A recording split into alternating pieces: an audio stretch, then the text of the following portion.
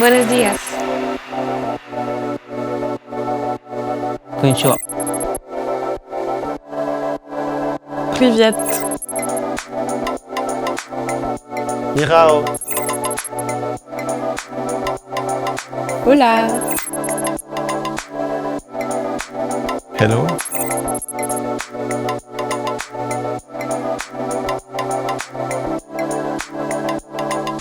Un bon souvenir, un bon moment, non. Mais plusieurs, oui. En fait, entre le moment où j'ai posé le pied au Japon et le moment où j'ai remis le pied dans l'avion pour rentrer, j'ai, on va dire, 95% de bons souvenirs. On s'est tous retrouvés avec tous les étudiants étrangers et nos buddies. On a fait une espèce de croisière sur la Moskva et on a fait une grande partie de la Moskva où on passait devant tous les grands bâtiments, les monuments, etc. de Moscou. Puis sinon, notre arrivée en Sibérie et nos premiers pas sur le lac Baïkal, c'était magnifique. J'ai des frissons d'en parler. L'arrivée, parce que c'est tout nouveau, on se retrouve tout seul dans un nouvel endroit. Et tout de suite, le lundi, c'était les 15 jours d'intégration. Ils nous présentent les cours, on a des réunions. C'était très ludique. On avait par exemple des gros ballons en plastique, on se mettait dedans, on faisait des foot en équipe. Ou sinon, on avait dû créer une voiture en carton. Et donc on avait les prix du meilleur design, celui qui gagne la course, la voiture la plus rapide. Et ça m'a permis d'être vraiment engagé dans mon année avec des bonnes bases. Les week-ends, entre amis et tout, parce que justement ce qui est bien à Santiago, c'est qu'on peut autant aller à la montagne qu'à la mer. Du coup, on partait pour une journée à Valparaiso, un week-end, des fois à la mer, faire du surf, ça c'était super cool. Et puis un peu plus au quotidien, dans ma colocation, vu qu'on était 8, il y avait quand même une super ambiance. Tous les moments où j'ai pu voyager à travers l'Asie, car les coûts étaient assez réduits sur les vols internes, donc j'ai pu bien en profiter pendant l'année en visitant 6 autres pays en plus de la Chine.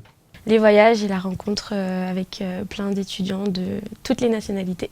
On avait des TikTok language où en fait on rencontrait des étudiants de toutes les nationalités et dans cette soirée-là, on parlait un peu la langue qu'on voulait parler. Ça pouvait être de l'anglais, de l'espagnol, du turc, du chinois. Et cette soirée-là était vraiment un bon souvenir parce que on a rencontré plein de gens et à la fin on a eu un cours de salsa et bachata. J'ai choisi d'habiter dans le centre de Manchester et donc j'étais tombé sur un très bon coloc qui était en train de faire son doctorat. Il était écossais, il avait un passeport irlandais, mais il faisait ses études en Angleterre. Et donc il m'a aidé à apprendre l'anglais, à me corriger sur toutes mes phrases. Il m'a aidé vraiment à m'intégrer. Donc ça a été ma rencontre la plus marquante. Il y a énormément de Français au Chili. Finalement, je me suis fait quand même pas mal d'amis français. Oui, il y a aussi une Chilienne avec qui je me suis beaucoup entendue, qui était dans mon université, qui nous a invités dans son ranch, qui est un petit peu à l'extérieur de Santiago. J'ai rencontré plusieurs étudiants sur le campus qui parlaient français, qui parlaient anglais, qui parlaient japonais, avec lesquels j'ai pu faire beaucoup d'échanges culturels. J'ai aussi rencontré d'autres personnes, mais cette fois-ci plus des personnes françaises qui étaient toutes d'accord sur le fait que le Japon est un pays assez incroyable. J'ai rencontré un Français qui est parti en stage à la base à Moscou. Il est parti à Moscou parce qu'il a suivi une fille russe et en fait il est tombé plus amoureux de Moscou que de la fille. Il a décidé à la fin de son stage, il est resté à Moscou. Là ça fait maintenant 3 ans qu'il y est, il travaille en agence de voyage. Il a un salaire par rapport à ce qu'il fait qui devrait être plus élevé mais tellement il est passionné par la Russie, par son travail, les voyages qu'il fait via son agence, etc. Du coup, il choisit de rester avec moins, mais il est beaucoup plus heureux. J'ai rencontré aussi pas mal d'autres étudiants qui arrivaient d'Europe et d'ailleurs dans le monde. Donc sur l'année, c'était assez sympa pour ça. Et puis après, j'ai fait d'autres rencontres par rapport au sport. Donc j'ai rencontré aussi d'autres Français qui étaient plus ou moins locaux maintenant à Shanghai. L'école nous a donné des parrains-marraines. Donc moi, ma marraine, elle a été vraiment géniale. Elle m'a présenté, elle m'a beaucoup aidée au niveau administratif. Elle m'a présenté un peu la ville de Grenade, tous les petits coins de la ville qu'elle aimait bien et ça c'était vraiment bien. Et dans notre classe même, on a été accueillis de la meilleure des manières. Ils étaient vraiment tous super sympas. Ils nous ont pris dans leur groupe toute l'année et après c'est devenu des copines qui encore actuellement je garde contact avec elles. J'ai eu la chance, grâce à mon dortoir, de pouvoir participer à plusieurs activités à Kyoto et dans les environs. Et on a pu par exemple faire de la peinture sur miroir, on a pu faire de la confection de sushi. On a eu plusieurs voyages, plusieurs tours organisés pendant une journée. C'était des échanges culturels en fait avec d'autres personnes qui m'en ont appris plus sur le pays. Les horaires de nourriture. C'était très compliqué parce que le petit déjeuner, il y a plusieurs phases. À 8h, c'est le café. À 11h, c'est le petit déjeuner. Ensuite, on mange à 15h et on remange le soir à 22h ou 23h. Donc ça a été un peu le changement radical. Même les cours, on commençait les cours à midi, alors qu'en France, c'est à 8h du matin. Donc même là, le retour sur place, quand je suis rentrée, ça a été assez compliqué. C'est-à-dire qu'il y a très peu de similitudes déjà au niveau culturel entre la France et la Chine, mais si je devais en citer une par exemple, ce serait plutôt au niveau de la manière de cracher et de rôter, qui est assez libérée en Chine. Et c'est-à-dire que quelqu'un fait ça dans la rue ou dans le métro, personne ne se retourne, c'est tout à fait normal. Donc c'est plutôt une question de culture et pas de politesse, on va dire. Il y a énormément de chiens au Chili. De partout, il y a des chiens errants de partout, vraiment, c'est impressionnant. Les chiens sont pas du tout agressifs, vu qu'ils appartiennent à personne, ils n'ont pas de territoire à défendre. Et du coup, on dit pas qu'ils appartiennent à personne, on dit qu'ils appartiennent à tout le monde. Quelqu'un, je sais pas, une bouteille d'eau, il va lui faire boire, un peu à manger et tout. Ça, c'est vrai que c'est assez surprenant. J'ai été très bien accueilli, ils sont toujours dans l'entraide, il n'y a pas de comparaison, c'est un esprit complètement différent. On avait seulement 3 modules par semestre, mais il y avait une raison, c'est qu'on avait beaucoup de travail personnel à faire, beaucoup de travail de recherche, et aussi nous laisser le temps pour participer aux associations, parce qu'ils proposent pas mal d'activités et d'associations. Déjà, la façon d'interagir entre les Russes, c'est moins cordial qu'en France, mais en fait on se rend compte que du coup c'est beaucoup plus vrai et plus sincère. Au Japon, l'industrie du divertissement est vraiment beaucoup plus développée qu'ici en France. Il y a beaucoup plus de personnes en fait qui jouent aux jeux vidéo. Il y a juste à pousser la porte d'une salle d'arcade pour s'en rendre compte. C'est tout le temps une fourmilière, il y a tout le temps du monde. La culture de la nourriture aussi qui est assez différente. Elle n'est pas très présente contrairement à d'autres pays en Amérique latine. C'est beaucoup plus un peu sur le pouce. La deuxième différence culturelle que j'ai, c'est aussi dans le monde du travail. Les relations entre les collègues de travail sont différentes de celles qu'on peut avoir avec les collègues en France.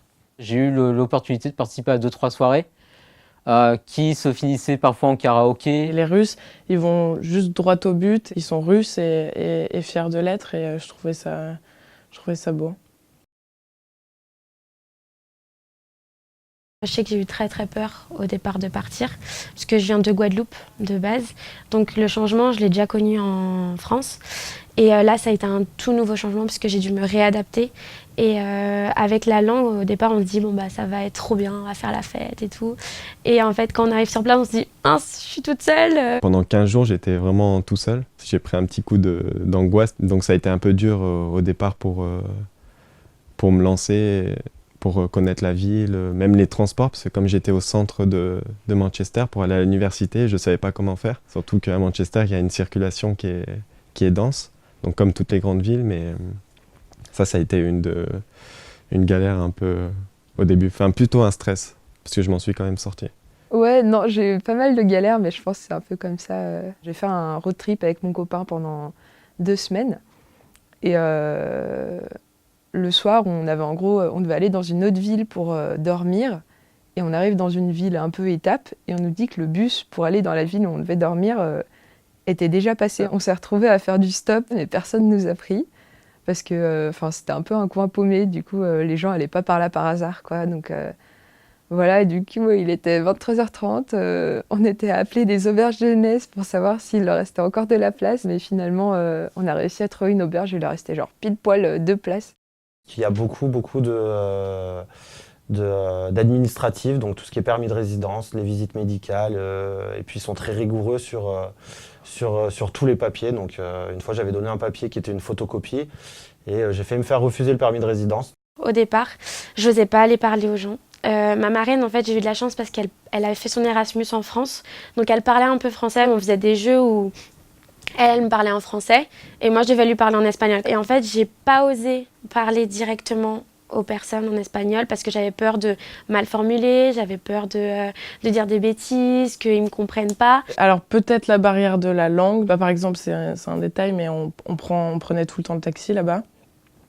Et les chauffeurs de taxi étaient adorables avec nous, surtout parce qu'on était français et ils adorent la France. Et on avait vraiment envie d'avoir une discussion avec eux. À chaque fois, une fois sur deux, ils nous montrent leurs photos de toute leur famille, ils nous parlent d'eux. Mais du coup, c'est compliqué, la discussion s'arrête vite, même si j'avais des petites bases de russe. Et à force d'avoir des cours, je pouvais avoir de plus en plus de discussions. Et après, à l'université, c'était plus pour l'organisation, les emplois du temps. Tout n'était pas traduit. En cours, il y avait des fois, ils parlaient russe. C'était un petit peu déconcertant.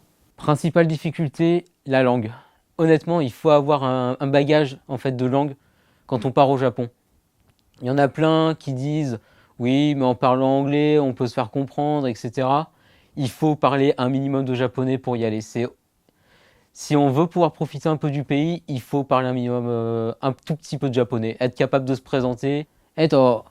Watashi wa Vincent to omoimasu. Pour 90% des Japonais, la première chose qui leur vient en bouche, c'est « Waouh, tu parles bien japonais !»